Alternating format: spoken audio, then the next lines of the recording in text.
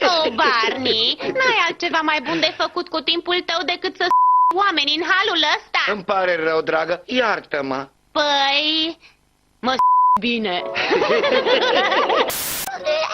Cât va mai dura până va începe să... Va mai dura ceva, Barney? Poate un an. Oh, eu am avut 3 ani când am început să...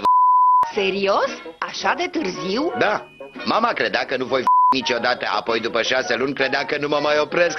Oh, Barney! Pebbles, sunt cam singurel aici. N-ai vrea cumva să te mine puțin? Barney, dar e minunat! Unde ai învățat să faci?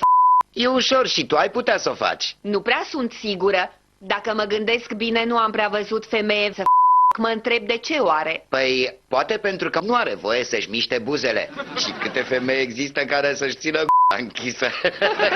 Ai dreptate, Barney. Hei, tăticule, mă gâdilă.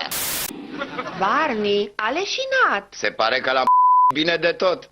Fred! Hai, Barney, o voi pe Pebbles în pătuț și apoi o voi pe doamna Wilrack.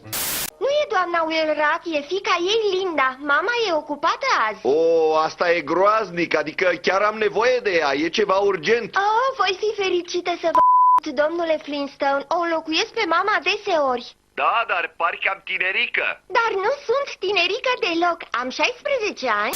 Dar dacă ar fi fost băiat, ai fi nu-i așa? Păi da, dacă Pebbles ar fi băiat, aș fără să mă gândesc. Deci, cu alte cuvinte, nu faci altceva decât să-ți discriminezi propria fiică pentru că e fată. Da, așa e, nu vreau să mă urască pentru tot restul vieții, Barney, trebuie să o